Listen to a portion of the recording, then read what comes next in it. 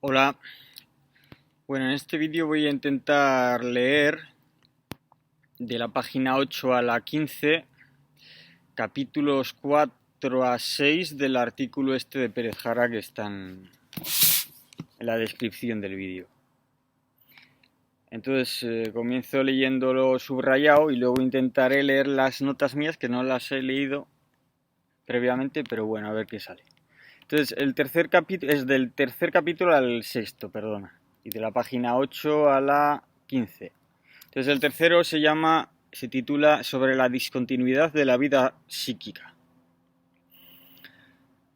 Entonces, dice aquí, el psiquismo no se circunscribe al hombre y a los animales superiores, sino que se extiende por la escala zoológica, aun con algunas excepciones arcaicas, es decir, que no solo zoológicas, sino que llega a los parazoos y mesozoos, tales como los poríferos, placozoos y mesozoos.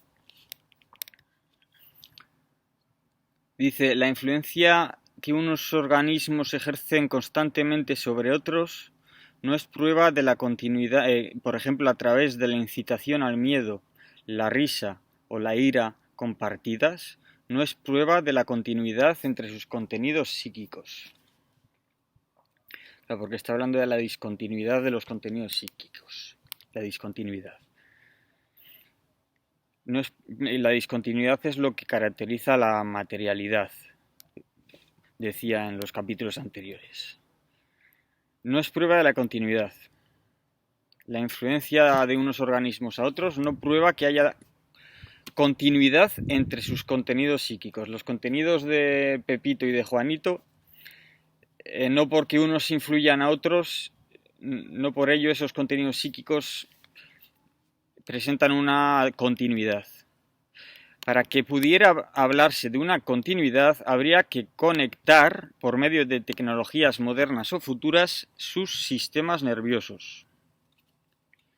Bien, lo deja ahí.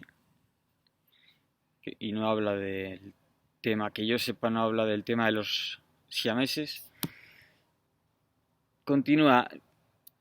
Nuestros deseos, como el hambre, la sed, la libido, tal, se dan de modo discontinuo. Bien, aquí se refiere a que en la sincronía, en un momento concreto, hay diferentes contenidos psíquicos que entre sí son discontinuos. Está la sed, la libido, la necesidad de sociabilidad, que son diferentes y discontinuos entre sí. Eso en la sincronía. Pues bien, en la diacronía, aquí dice también se muestra diacrónicamente esa discontinuidad. Y esa es una tesis de Platón. Habla sobre Platón y otros autores. Bien, es decir, que en el tiempo también cambian discontinuamente. Uno se duerme y sus contenidos psíquicos cambian discontinuamente, abruptamente, como quien dice. Luego sigue, hay multiplicidades discontinuas que carecen por completo de unidad, como por ejemplo la materia ontológico general. Es decir, y luego sigue, y hay multiplicidades discontinuas que poseen una unidad atributiva, como pueda ser cualquier todo, ¿no? un ente, un estado, un continente geográfico, etc. ¿Por qué dice esto? Porque hay multiplicidades discontinuas, porque lo que no hay, digamos, nunca son todos continuos, siempre hay partes, digamos, la discontinuidad se infiltra por todos lados. Y hay multiplicidades discontinuas que carecen por completo de unidad, que no son estromas, como por ejemplo la materia ontológico general. Es la ausencia de estromas, se podría decir.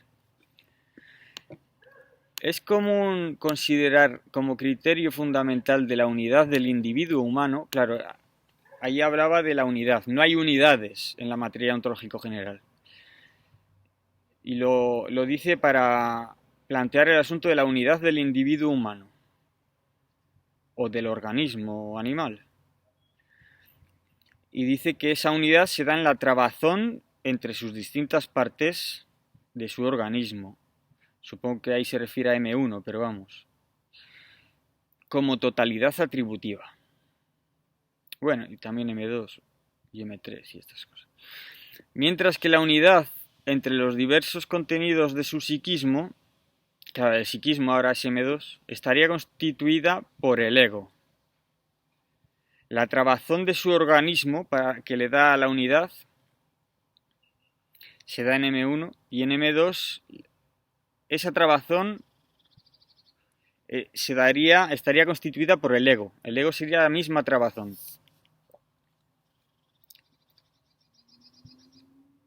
Un ego que, desde el actualismo materialista, no estaría dado previamente a la trabazón entre los diversos contenidos de nuestra vida psíquica. Pero el ego psicológico no solo está desbordado por otros contenidos de nuestro psiquismo, sino que tiene él mismo una estructura discontinua. Es decir, como decía antes, que los estados, los continentes, por mucho que tengan una unidad, al igual que el ego, encierran en sí una discontinuidad. Esto es un feto, y luego dice, un feto, para decir que hay discontinuidad a lo largo de la vida de un organismo y tal, un feto o de los contenidos psíquicos de tal, un feto no tiene ego, ni un niño de meses, como tampoco alguien con daños cerebrales severos. Luego dice, de modo discontinuo durante las fases. Y en el sueño pasa lo mismo. En las fases profundas del sueño también. Bien. Esto era el capítulo 3. El capítulo 4 se titula La muerte como discontinuidad ontológica. Tampoco supone una discontinuidad absoluta en el cuerpo orgánico. En la muerte biológica no se aniquila, sino que sus partes se organizan de un modo distinto. O sea que la muerte del organismo no disuelve su unidad, sino que lo transforma sus partes. Y esa unidad será la de un cadáver. Un organismo cadáver, si se quiere. El materialismo filosófico no puede aceptar ni que pervivan ni que se aniquilen los contenidos psicológicos de un viviente tras su muerte. Porque esos contenidos aparecen en la intersección ontológica entre materialidades diversas tales como organismos vivientes, es decir, que M2 surge, o sea, los contenidos psicológicos surgen en la intersección entre otros organismos que nos rodean, otros ecoentornos y estímulos físicos, etc. De modo que, aunque yo digo aquí, bueno, hay organismos que se manejan en su entorno sin necesidad de tener contacto con otros organismos vivientes. Por ejemplo, animales que son criados en la cautividad, se les puede criar ellos solos y sin contacto más que ni siquiera con insectos, sino con comida ya muerta, ya preparada y tal. De modo que, aunque es cierto que filogenéticamente se sobreentiende que están programados, por decirlo así. Claro, ahí está la dificultad, ¿no? Entre natura y cultura y estas historias. Si los contenidos de un viviente aparecen en la intersección ontológica entre materialidades diversas, tales como organismos vivientes, contornos, estímulos físicos, etc., cuando falte alguno de estos elementos, la vida psíquica desaparecerá, M2. Cuando no haya entorno, cuando no haya estímulos físicos, cuando no haya otros organismos vivientes, ahí es cierto lo que decía yo de organismos que no tienen contacto con otros organismos durante su vida, pero sí que lo tienen en el sentido de que sus padres, sus progenitores, los han generado celularmente, si se quiere, pero ya han tenido ahí un contacto con otros organismos, aunque sea a nivel gamético y tal. Entonces, la única solución no contradice... Pero ¿cómo conceptuar ontológicamente esta desaparición de M2 a la muerte? Pues la única posibilidad es decir que se transforman, no que desaparecen así sin más. Que M2 se transforma en algo que no es M2. Pero que, dado que M2 se encuentra siempre existiendo en ciertos cuerpos orgánicos, no puede decirse que con la muerte de estos organismos, los contenidos M2 se transformen en otro tipo de contenidos M2. O sea que tendrá que ser que se transforman en otra cosa, en MT, en tal. El problema inverso resulta cuando se trata de dar cuenta de la génesis de M2, no en general, sino de modo específico en cada organismo perteneciente a la escala zoológica. Es decir, que para llegar a M2 no se puede partir de M2, no son los padres los que transmiten el M2 al hijo, hay una discontinuidad ahí. Hay que regresar por anamorfosis al medio entorno físico para desactivar las hipóstasis de M2, como, ¿no?, estas transmisiones de M2 de generación en generación o por telepatía o yo qué sé. Entonces, sino cuando además se empieza a recibir estímulos, vale, hay que recurrir al medio entorno físico para explicar esa anamorfosis, ese surgimiento de M2. Y además, cuando además empieza a recibir estímulos de fuera de su estuche epidérmico, hay que recurrir no simplemente a su interioridad, sino que M2 viene por el entorno, estímulos de fuera de su estuche epidérmico. Estos estímulos empezarán a generar una actividad electroquímica en el sistema nervioso del feto, aquí se refiere al feto, pero vamos, capaz de hacer surgir por anamorfosis, que es lo que decíamos, los primeros atisbos de actividad psíquica.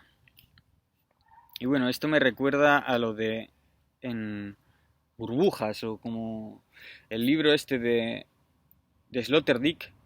Ahí hablaba, creo que era el primero de Burbujas o tal. Ahí hablaba de que los fetos, claro, escuchan muchos estímulos de la madre, el latido, etcétera. Tienen una relación con la placenta, bien. Y ahí lo relaciona con los ángeles y otros mitos y tal. Es interesante. Luego, la vida psíquica, en suma, es fruto de un conjunto de dispositivos neurológicos que solo puede comenzar a funcionar como tal conciencia psicológica, M2, por medio de los constantes estímulos físicos exteriores. Es decir, que aquí parece al principio que habla de dispositivos neurológicos, o sea, un reduccionismo a M1 o lo que fuera, pero no. Está queriendo decir que se requiere de ellos. Se requiere, pero no son suficientes. Si se pusiese entre paréntesis... Vale, entonces para esa anamorfosis hay que recurrir a MT, la materia ontológica general. Si no se recurre a MT, caemos forzosamente en un emergentismo o un reduccionismo, que es, digamos, la anamorfosis, bueno, la plantea para evitar caer en el emergentismo y el reduccionismo, y también para englobarlos. Es decir, la anamorfosis hay diferentes tipos, no sé cómo se llaman ahora mismo, pero la absoluta es la que regresa a MT para explicar no.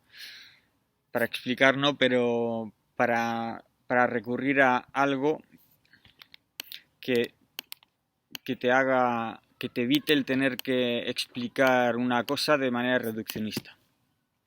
Pero hay un tipo de anamorfosis, otro tipo, que es reduccionista, que es una reducción que es una reducción. La emergencia creo que no se engloba, la emergencia se desecha directamente en la tesis de Bueno, pero la reducción no, la reducción se absorbe en la tesis de la anamorfosis, es uno de los tipos de anamorfosis.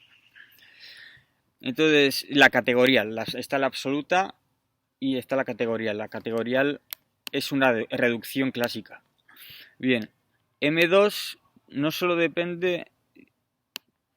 Vale, M2 no solo depende enteramente de M1 y M3, sino que para surgir y tal, o para estar, para ser lo que es, también depende de otras fuerzas desconocidas que desbordan la escala entrópica, es decir, fuerzas que será desconocida que vendrán de MT.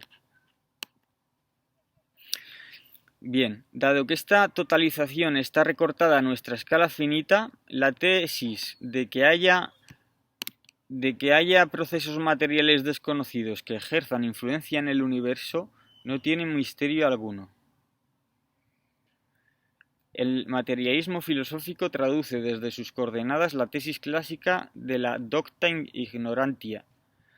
Esta, en cuanto saber finito, no es en modo alguno subterfugio para el fideísmo o el espiritualismo, y es lo suficientemente potente como para demostrar la imposibilidad de espíritus incorpóreos trascendentes al universo.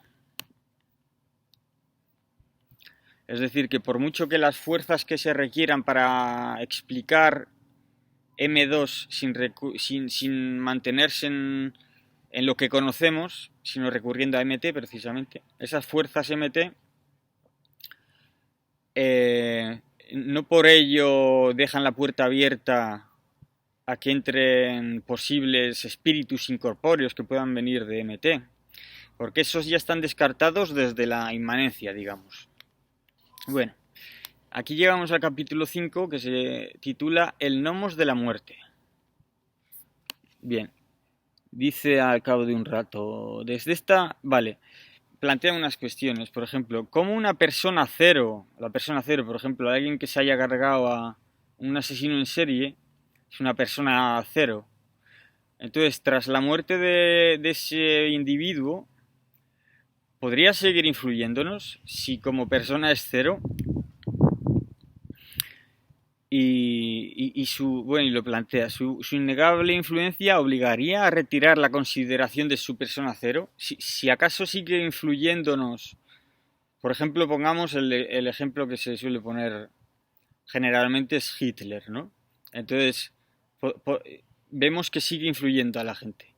Entonces, ¿obligaría esto a retirarle la consideración de persona cero? Si está influyendo a personas que en teoría no son personas cero. ¿Cómo puede ser eso, no? Luego, dice, ¿podríamos acaso hablar de anamorfosis absolutas negativas, que es lo que decía yo antes? Es lo que se remite a AMT, ¿no? Para explicar el proceso contrario, es decir, el de la desaparición completa de un contenido cósmico, porque antes venía hablando de que si de que si hay veces que estamos obligados a hacer una anamorfosis AMT, ¿acaso podríamos hablar también de anamorfosis absoluta negativa para explicar no ya la aparición, sino la desaparición completa de un contenido cósmico, no solo ya de M2, sino de M1 y tal?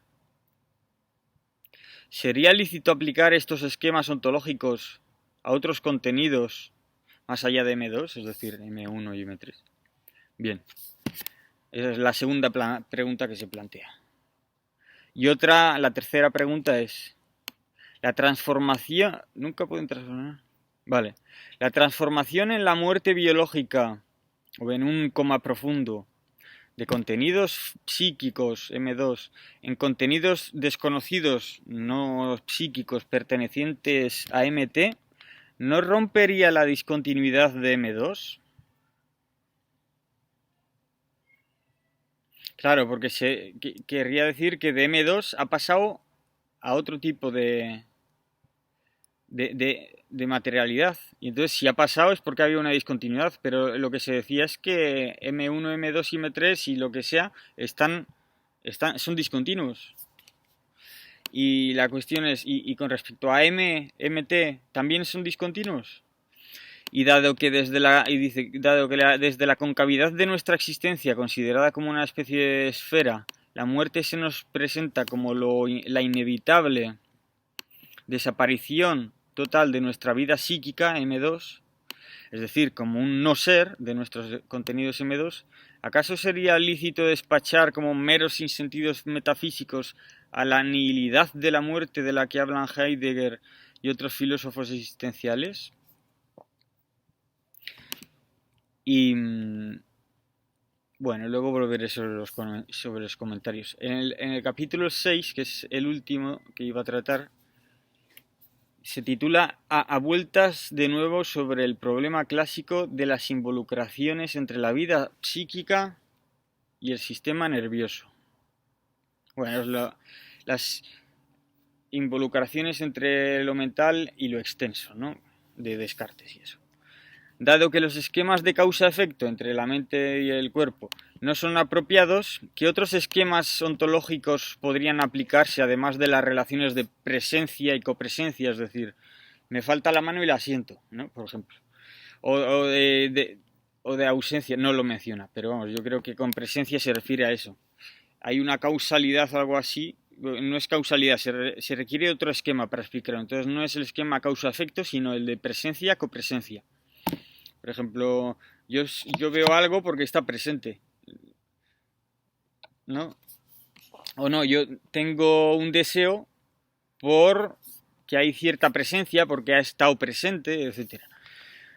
Es bien. ¿Y de qué esquema? Vale. ¿Y de qué esquemas de intersección ontológica podrían dar cuenta de estas involucraciones partiendo de las más sencillas, como los actos reflejo, a las más complejas, como las dadas en las llamadas grandes mentes en la historia de las sociedades humanas? ¿Pero acaso los actos reflejos no se, no se explican por la causalidad o por la presencia? Porque él está pidiendo esquemas para explicarlos. Bien. Entonces sigue. ¿Se podría hablar de vida psíquica en organismos no neuronales? Porque precisamente algunos científicos actuales hablan de capacidad de aprender de organismos unicelulares como el Fusarium polycephalum. Pero las respuestas de tales el Fusarium polycephalum lo llaman blob en francés y es como un moho amarillento que se extiende por el suelo a gran velocidad. Un moho es unicelular, pero como se hacen, digamos, colonias y entonces pues se expande pues de manera multicelular. Entonces, pero las respuestas de tales organismos unicelulares gracias a los receptores químicos ubicados en sus membranas plasmáticas, ¿no habría que considerarlas como puramente mecánicas, dadas únicamente en M1? Es decir, que no habría IM2, los organismos unicelulares. Desde la teoría del origen trófico del psiquismo, que presenta Gustavo Bueno en El Ego, por ejemplo, sabemos que M2 no es un epifenómeno. Y yo aquí está argumentando contra la hipótesis Gaia o la conciencia de la biosfera o de la noosfera en Teilhard de Chardin y tal. Entonces, si un conjunto de dispositivos biológicos... Vale. No es, o sea, que M2 no es un epifenómeno de partes de la biosfera terrestre, sino un conjunto de dispositivos biológicos. No sé qué le ha dado con la palabra dispositivos, la verdad. Dice, tales como el hambre, sed, miedo o recuerdos, serían dispositivos, serían, bueno, funcionalidades, ¿no? Digamos, de determinados vivientes que resultan totalmente necesarios, por eso lo llama dispositivos, porque son funcionales, porque son necesarios para su supervivencia en el ecoentorno. Ecoentorno, ¿por qué eco? Hace eco, bueno. Sería esta consideración a sí mismo similar a los que...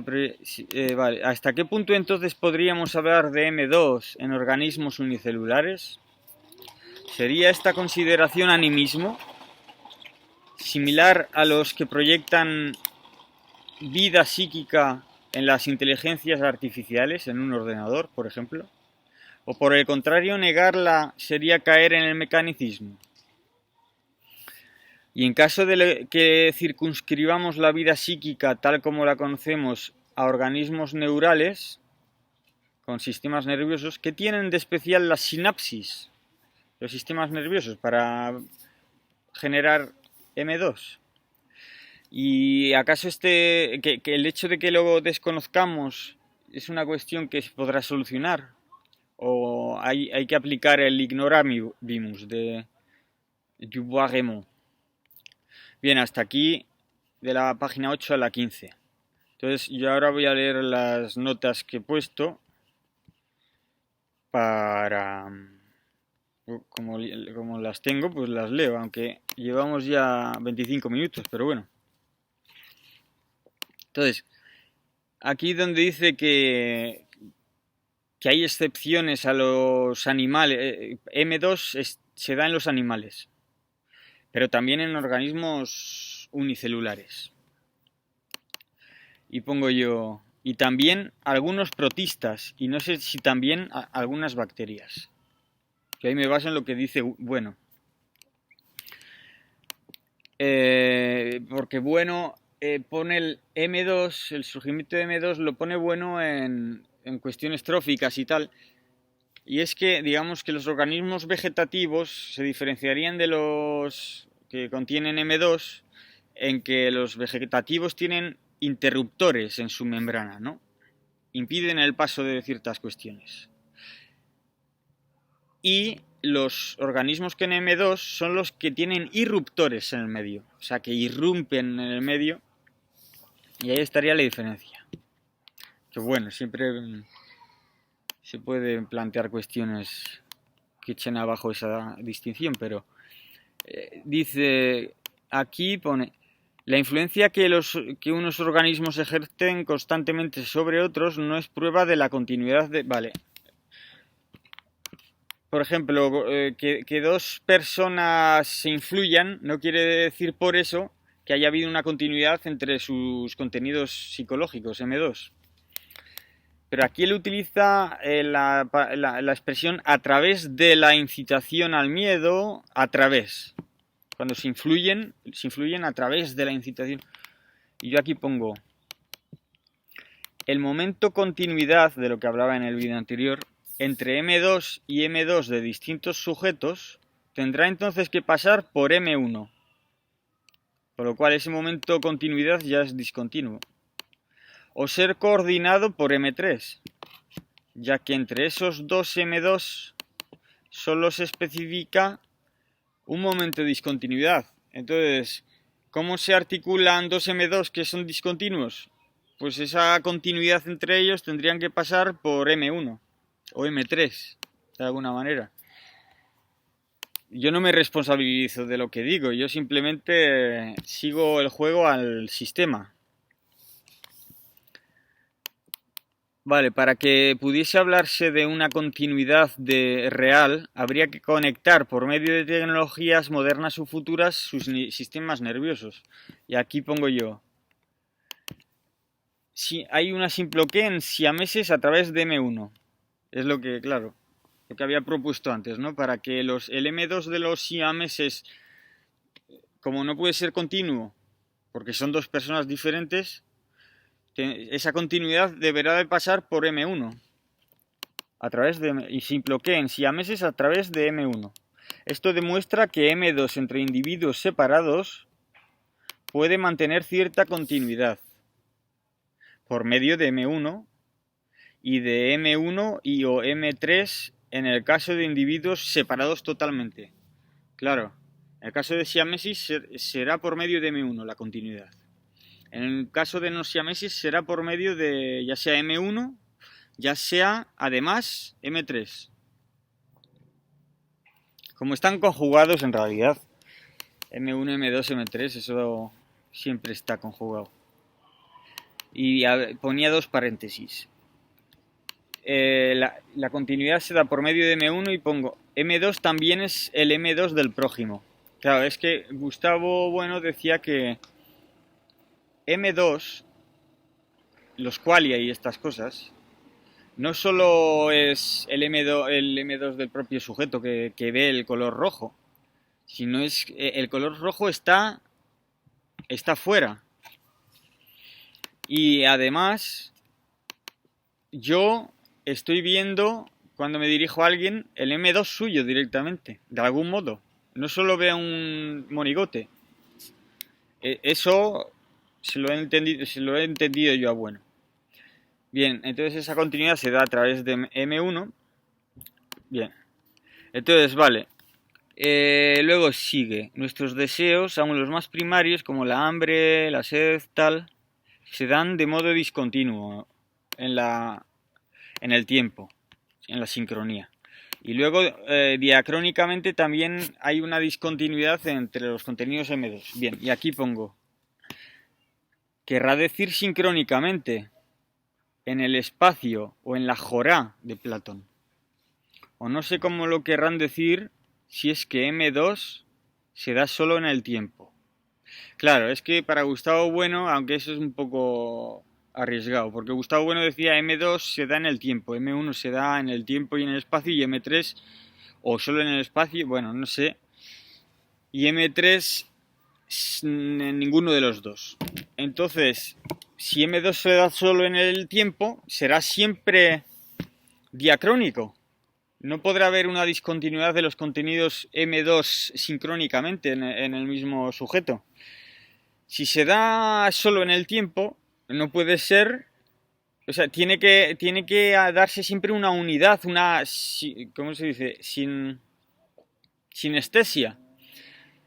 Es decir, yo mis contenidos psíquicos son siempre una unidad.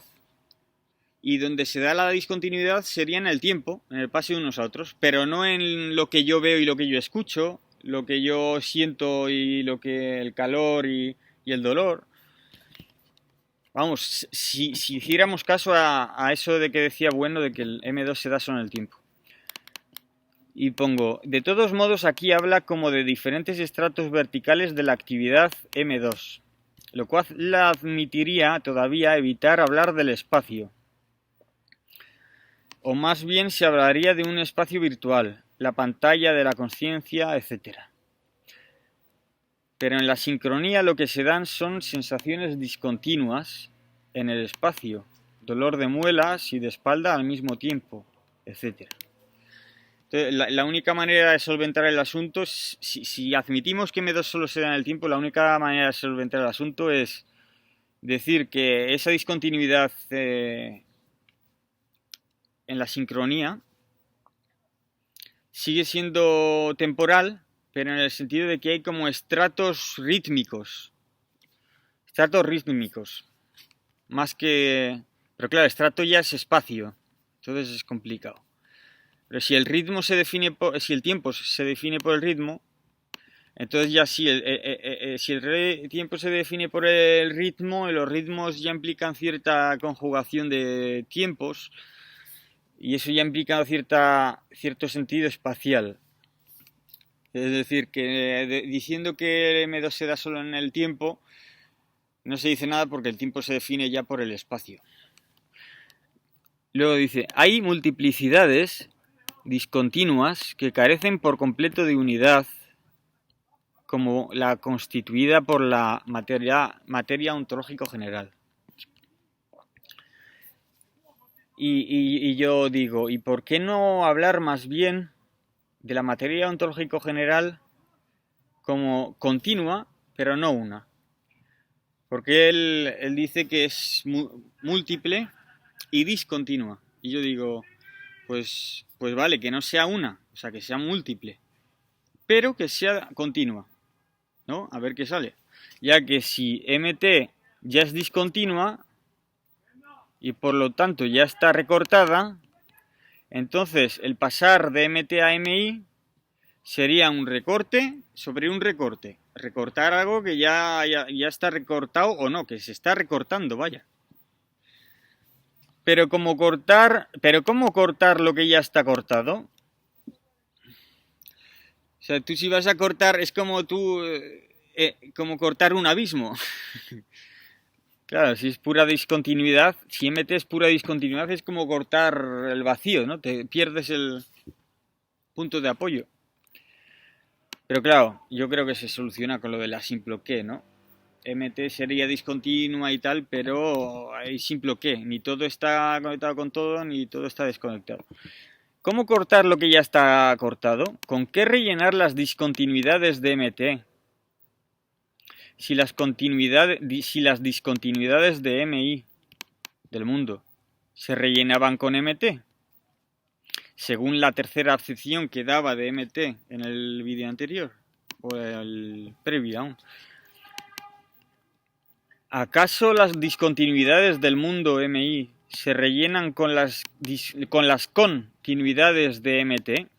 ¿Y las discontinuidades de MT se recortan con las continuidades de MI? Vaya lío, pongo. Aquí donde decía que la unidad del organismo se da en la trabazón entre sus partes, pongo, ¿y por qué no hablar más bien de continua, pero no una? Esto es lo que he dicho yo antes. No, pongo. Vamos, al cuerpo. Dice, la unidad del organismo se da en la trabazón entre sus partes. Y digo yo, ¿qué trabazón? El cuerpo. La unidad del cuerpo individual se da con el criterio del cuerpo, petición de principios, porque la trabazón en sí es eso. El cuerpo, ¿cómo defines al cuerpo? Sino por una trabazón. Luego, y la del M2 de un sujeto, la unidad estaría dada por el ego. Y yo digo, será un ego psicológico si se habla de psiquismo. Pero ese ego no puede ser solo conciencia. Tendrá que ser también inconsciencia. Bueno, ahí lo dejo. Luego dice, un ego que desde el actualismo materialista no estaría dado previamente a esa trabazón entre los diversos contenidos de la vida psíquica. Y aquí pongo. Es decir, que uno tiene una conciencia de que es uno mismo porque le dicen quién es y le ponen un nombre propio. Porque dice que no, ese ego no puede, esa unidad no puede darse previamente a la trabazón, esa unidad psíquica no puede darse a la trabazón entre diversos contenidos psíquicos que estaban ya ahí. Y digo, pues ¿cómo se adquiere esa unidad? Si es un ego psicológico. También será en lingüístico. Entonces digo, que uno tiene conciencia de que es uno mismo y no otro, y solo uno, porque le dicen quién es y le ponen un nombre propio. Pero, bueno, y supongo que habrá que meter por ahí las instituciones, pero bueno, ya hablar diciendo que es un ego lingüístico, las instituciones están funcionando ahí. Pero que si le dieran a uno dos nombres propios, entonces habría que decir acaso que lo más natural sería el desarrollo de una doble personalidad o un síndrome bipolar o esquizoide. Esa pregunta la planteo yo. Si a uno le tratan, nacen en condiciones precarias donde le vuelven loco a uno, pues igual le sale doble personalidad. Como los sistemas traumáticos, ¿no? O sea, dice, pero el ego psicológico no solo está desbordado por otros contenidos de nuestro psiquismo, sino que tiene el mismo una estructura discontinua. Y pongo yo, o sea, que el ego o la unidad del M2 individual es la parte consciente. La unidad de esas partes diversas M2, la unidad, es el ego. Esa unidad M2 individual sería entonces la parte consciente. Y dentro de la parte consciente tiene discontinuidades. La pregunta es si es consciente de las discontinuidades. Si esa parte consciente, si el ego consciente es consciente de sus discontinuidades, de que tiene discontinuidad entre lo que ve y lo que oye y tal. O si las discontinuidades son precisamente aquello que queda fuera de la conciencia. Si es que el ego es la unidad de lo consciente. O es unidad de lo consciente y de lo inconsciente. Bien. Sería entonces el momento continuo de la conciencia, mientras que el momento discontinuo correspondería a la inconsciencia entonces. Pero no se dijo que el ego o la conciencia misma tenía discontinuidades, inconsciencia, es decir, es como si la conciencia tiene en sí inconsciencia, la conciencia tiene en sí inconsciencia. O se tiene conciencia de las discontinuidades lo cual parece la definición misma de la conciencia por bueno, en tanto que él la define como conciencia de la contradicción. Es decir, soy consciente de ser inconsciente, ¿no? Eso podría ser un ejemplo para esa definición de qué bueno da la conciencia como conciencia de la contradicción. Luego dice, un feto no tiene ego. Y pongo yo, aquí parece que se refiere a un ego pronominal. Claro que un feto no tiene ego pronominal, no dice yo. O sea, utilizar los pronombres personales y tal. Pero entonces no se trata de la unidad de M2, sino de la unidad M3 de M2, como mucho. O de la unidad de M3 directamente. De la persona M3. Si es que se puede descoyuntar los géneros así. Si es que nos ponemos a jugar con la jerga. Y dice, en las fases del sueño también hay discontinuidad entre M2. Y digo yo, la pregunta es si hay contenidos de M2 activos no egoicos durante el sueño. Es decir, si uno puede tener hambre sin que esos contenidos sean egoicos, es decir, unitarios, ¿no? Porque el ego lo definía él como la unidad durante el sueño profundo. Y es clave, ya que si no los hay, esos contenidos no egoicos, pero M2, se dirá que aquello del ego que es inconsciente no es... Se dirá que eso del ego que es inconsciente no es ni siquiera M2. Porque si en el sueño profundo no hay M2, no egoicos, entonces aquello del ego que se supone que el ego comprendía que era inconsciente, no es ni M2. Entonces el ego ya pasa de un género M2 a otro. Luego, en la muerte biológica no se aniquila el cuerpo orgánico, sino que pasa... Bien, esto ya ve, aquí no hay ninguna... Bien, a ver, ¿dónde tengo yo más notas? Aquí.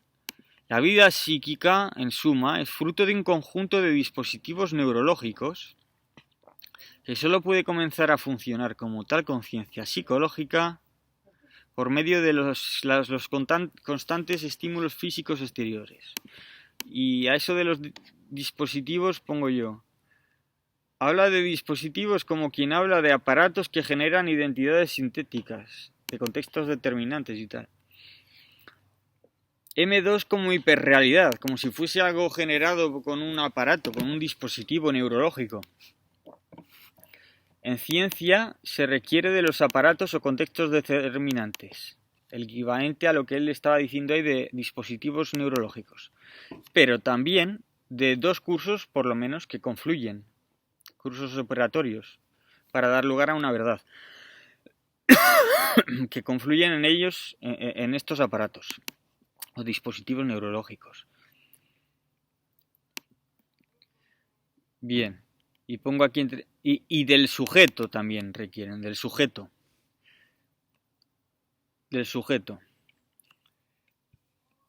Pero claro, si en ciencia se requieren, para que los aparatos, las operaciones con los aparatos den lugar a verdades, requiere de un sujeto, por mucho que se neutralice y tal.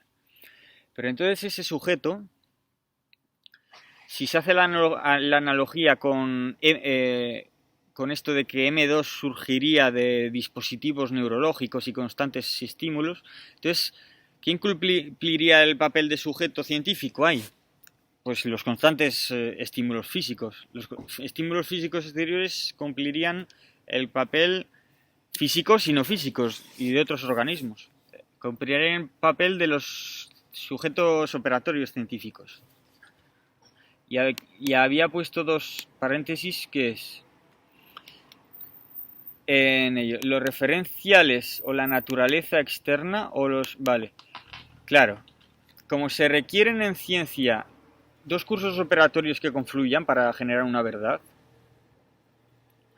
en esa analogía con lo de que los dispositivos neurológicos y los constantes estímulos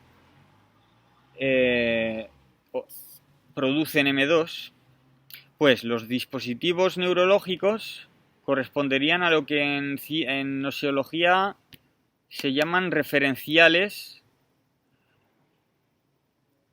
y los estímulos del entorno pues corresponderían a lo que son los cursos operatorios. Entonces, en el cigoto, vaya, aquí hay coches que pasan. Entonces, pongo estímulos del entorno. En el cigoto hay células que vienen siempre de otras células. ¿Se podría hablar de una memoria germinal? Es decir, claro, es lo que decía. Hay una causalidad, aunque un organismo no vea ningún otro durante toda su vida, ya al nacer, al generarse, ya proviene de otro. Es lo de Birkhoff. Proviene de otro organismo. Toda célula viene de otra célula. Entonces ahí ya ha habido un estímulo del entorno que podría valer por lo de cursos operatorios que confluyen. Y podría hablarse entonces ahí de la verdad del organismo sería la memoria germinal. La madre en el caso de los mamíferos placentarios, etc. Bien. Y luego aquí donde ponía que se refieren también constantes estímulos físicos, para dar lugar a M2, yo pongo eso de constantes estímulos físicos, ahí constante suena a ritmo o a pulso. Vale. Y luego, cuando dice que hay que recurrir a MT para no caer en tesis emergentistas, yo aquí me remito a un documento que tengo yo donde defino la creatio ex nihilo como emergencia o como acción propositiva con prolepsis pero sin anamnesis. O sea, si hay un caso límite en que una acción propositiva, todas las acciones requieren una prolepsis y una anamnesis. Pero si en el límite le quitas la anamnesis, ahí tienes el modelo de lo que sería la creatio ex nihilo y por lo tanto de la tesis emergentista. O sea que no se llegaría tanto al emergentismo porque no hemos recurrido a MT, sino que otra manera de llegar al emergentismo, como mito y tal, como error si se quiere, es aceptando como límite una acción propositiva con prolepsis pero sin anamnesis. Ahí hay dos cursos operatorios dos explicaciones que podrían llevarnos a un concepto de emergencia. Pero en este contexto, si la anamnesis para generar M2 ha de provenir de MT, es decir, que ya es una anamorfosis, ¿sí? Si la anamnesis, que hablábamos de una acción con prolepsis pero sin anamnesis, pero como eso no puede haber, porque estamos en un modelo anamórfico, entonces si la anamnesis para generar M2 ha de provenir de MT, pareciera una anamnesis como al tipo de la reminiscencia platónica, donde MT, materia ontológico general, estaría ocupada más bien por M3 y por lo tanto M2 surgiría por anamorfosis desde MT entendida en tanto que M3 como, ¿no? Como el mito del alma de Platón que cae y tal. Hay un mito donde va pasando de un lado a otro del universo, del cielo, del firmamento, las almas, y una de ellas se cae, ¿no? Se cae de las ideas y cae al mundo. Por tanto, M2 surgiría de M3 aplicada sobre M2. Sobre M2 previos, se supone. Como emergencia o como reducción, según se vea, ya que M2 es M1 que se da en el espacio y el tiempo. Reducida, vale, ya que M2 sería M1 que se da en el espacio y el tiempo reducida a M3. M2 reducida a M3. M1 reducida a M3 en el espacio y el tiempo. Bien. Y sería emergente si se ve como una manera de que lo M3, que no es espacio-temporal, se vuelva por lo menos temporal. Es decir, que M3, que no es espacio-temporal, no se da, se da en el espacio y en el tiempo, pero no específicamente, cuando se vuelve temporal, se vuelve M2. Por ejemplo, yo soy yo siempre durante toda mi vida. Soy, digamos, una idea, pongamos. Y sin embargo, es una idea que se da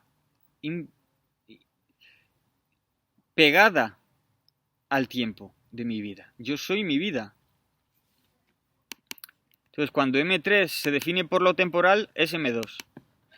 Pero es que si antes de M2 solo hubiera M1 por un lado y M3 por otro, no se sabe si M1 no sería más bien MT cuando no había M2. Por cuanto que materia sin forma. Sería algo así como materia sin forma y M2 sería la forma. Bueno, esto era una nota que puede ser interesante, pero era difícil de leer, entonces. Bien, dice, contenidos, hay fuerzas desconocidas que desbordan la escala antrópica del universo del mundo. Bien, y yo aquí pongo, es decir, M2 no solo depende enteramente de uno, dice el M2 depende no solo de M1, M3, sino de otras cosas de MT que desbordan. Y pongo yo. Es decir, cuya génesis ha sido segregada. Que aparece dejando huella. Vale. Ese AMT da lugar a M2, pero ese AMT ya no es M2. Porque. Entonces se ha recurrido a MT. Pero cuando tenemos M2, ya no está esa MT. Es como si M2, MT solo hubiera contribuido en la génesis. Pero una vez que ha dado lugar a M2, ya MT ya nada. Donde aparece MT en M2 es en su huella. Es decir, que M2 sería la huella de MT. Y entonces aquí la explicación de M2 como una huella. Sería un mito o una analogía de ver a M2 como una huella de MT. Por eso, digamos que el alma es infinita, ¿no? Y por eso, temporal. Porque lleva en sí una retención hacia el pasado. Hacia aquello que dejó la huella. Es decir, que siempre está volviendo sobre aquello, porque una huella en sí es una superficie, no tiene consistencia. Entonces, para tomar consistencia tiene que volver o remitirse a aquello que ha dejado una huella en forma de M2. Eso, con la dificultad que es que eso a la que se remite es infinito. Y a su vez, una protención, estos son términos de retención y retención hacia el pasado y protención hacia el futuro. Son términos de Husserl. Ya que la vida al pasado es imposible porque ya se ha esfumado. Y esa imposibilidad es la finitud del hombre. Y ese mirar al futuro sería su divinidad. Lo pongo con interrogaciones como pues una genialidad, ¿no? A ver, bien. Y dado que esta totalización está recortada a nuestra escala finita, bien, aquí y pongo aquí. Aquí finita, la escala finita, en realidad quiere acentuar el momento negativo, es decir, que no puede con todo, que no está cerrado al modo de uno o de Dios, ya que para ello debería ser infinita. O sea que nuestra escala humana es finita porque no lo cierra, pero en realidad es infinita. Nuestra escala humana es infinita porque no está cerrada. Lo que no ve es que si fuera infinita no sería una. No es ni una escala siquiera. Por lo tanto, no habría que hablar de escala finita, sino más bien de escala no totalizable, para solo entonces recurrir a MT para simular esa totalización o ese relleno de lo que al mundo MI, finito todo él, le falta. Pues ¿no se dice acaso, dime de qué presumes y te diré de lo que careces? Pongo aquí. Claro, tú presumes de ser el mundo o de ser la escala finita humana. Presumes de eso, de que seré finito, pero soy un todo. ¿Y de qué careces? Pues precisamente de eso, de que no eres un todo. Tú lo que no eres es un todo. Vamos, que no eres finito, eres infinito. Bien, el materialismo filosófico traduce desde sus coordenadas la tesis clásica de la docta ignorantia. Como yo, pues que no se presuma de docta ignorantia, que se dirá que se carece de tal cosa, porque si se presume de ignorancia, será que no ignoras, que sabes mucho, sabes que ignoras, vaya. Al haber hecho de ello un conocimiento, aunque se diga luego que el conocimiento es un conocimiento negativo. Pero eso no vale. Esta, la docta ignorantia, en cuanto a saber finito, no es en modo alguno como que finito, si se está constantemente destruyendo y rehaciendo y tal. Pongo, saber finito no, ya que puede llevar a la confusión de pensar en un saber acabado o terminado. Finir, en francés, es finir, finito. Finido, finado. Habría que decir más bien saber no total. Bien. Luego, esta es en cuanto la docta ignorancia no es un subterfugio para el fideísmo o el espiritualismo, no sé qué. Subterfugio, digo yo. Lo que es subterfugio es llamarlo saber finito. Lo que es un saber indefinido. Recurrir a MT no es decir que tu saber tiene límites, sino que se pierde en lo ilimitado. El que tenga recurso a MT no quiere decir que para completarte te haga falta algo infinito, sino que tú ya eres infinito, que tú eres ilimitado y que por ahí se pierde uno en lo que no se sabe. Esto lo decía Agustín García Calvo mucho, perderse en lo que no se sabe. Y lo que quieren hacer los materialistas es saber lo que no se sabe. Eso es lo que quieren hacer, ponerle la etiqueta de MT. Y entonces decía que no es subterfugio que la docta ignorantia para que luego se cuelen por la ventana pues los espíritus incorpóreos y tal, o los dioses trascendentes al universo. Y en eso de trascendentes pongo yo, será la imposibilidad de los inmanentes a MI, al mundo. Es decir, que en el mundo, vale, dices, aquí en mi coto no pueden entrar espíritus incorpóreos. Ya que los trascendentes, que no pueden entrar incorpóreos trascendentes al universo. Pero esos incorpóreos, pero ya estás dando por supuesto de que los hay. Aquí no pueden entrar, porque están ahí fuera, digamos. Entonces, esos espíritus, los trascendentes, si son incorpóreos, serán ya algo... Pero claro, si son trascendentes y si son incorpóreos, serán ya algo MI del mundo. Ya que incorpóreas o corpóreas son las cosas del mundo, no las de MT. Aquí pasaba al capítulo, no, el nomos de la muerte, y a ver qué tengo yo escrito. Bien. Entonces, aquí. La transformación en la muerte biológica de contenidos psíquicos en contenidos desconocidos no psíquicos pertenecientes a MT no rompería la discontinuidad de M2. Es decir, que si M2 se convierte en otro tipo de M, de materialidad, entonces la discontinuidad de M2 con otras materialidades se rompería. Entonces, la discontinuidad de la discontinuidad igual a... ¿Es que acaso la negación de la discontinuidad es lo mismo que decir continuidad? ¿Es que la negación de la negación es una afirmación? ¿La discontinuidad de la discontinuidad es una continuidad? Parece que es lo que pretende sugerir. Rompería en todo caso aquello de que M2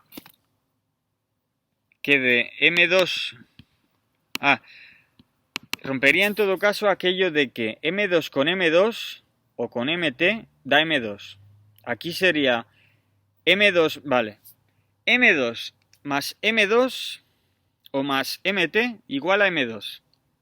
Eso ya no valdría. Aquí habría que hablar de M2 más MT da lugar a MT. Es decir, la anamorfosis en la muerte sería eso. Que MT más MT, o sea, M2 más MT se ha convertido en MT. No han desaparecido los contenidos psicológicos, sino que se han conjugado con MT y ya se han disuelto en otra cosa. Es un poco el esquema que me surgía en otra de las notas sobre que MT sería la discontinuidad de MI y MI sería la discontinuidad de MT. Es decir, que MT se mete en las discontinuidades de MI sería y MI se mete en las discontinuidades. Vale. Entonces, aquí digo como un no ser. Es decir, que habría que rechazar eso de la desaparición total de nuestra vida psíquica como un no ser, ¿acaso? Pone. Y pongo yo. Pero eso es algo lingüístico. M3, si se quiere. Lo del no ser. Solo los animales que hablan saben su muerte. Bien, y decía, antes decía, es que claro, la muerte se nos presenta como lo inevitable y a cada minuto más cercana. Y esa concepción de la muerte como que se está acercando y tal, eso es como si estuviéramos sentenciados a muerte por el destino con una fecha y lugar ya establecidos, o peor y más grave aún, como si la vida fuera una cantidad de tiempo que se fuera gastando como en la película In Time. Porque dice, oh, se va acercando la muerte. Bueno, eso es... ¿Qué pasa? ¿Que la estás pagando tu vida o qué? Bien. Y sigo con las notas.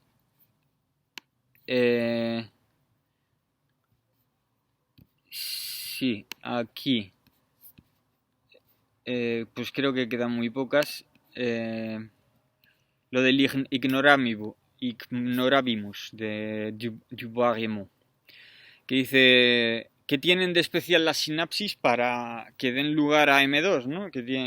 Para que solo los organismos con cerebro y tal o con sistema nervioso tengan M2 y los otros no. ¿Qué tendrán de especial esas sinapsis, ¿no? Para que den lugar a M2. ¿Podremos conocerlo en algún momento con la investigación científica? ¿O no lo sabremos nunca? Y pongo yo aquí, no se podrá saber jamás, no sé por qué lo pongo, pero bueno. Y aquí se termina, de hecho. Pues menos mal, porque el vídeo ha sido un poco coñazo. Pues nada, venga, a la próxima.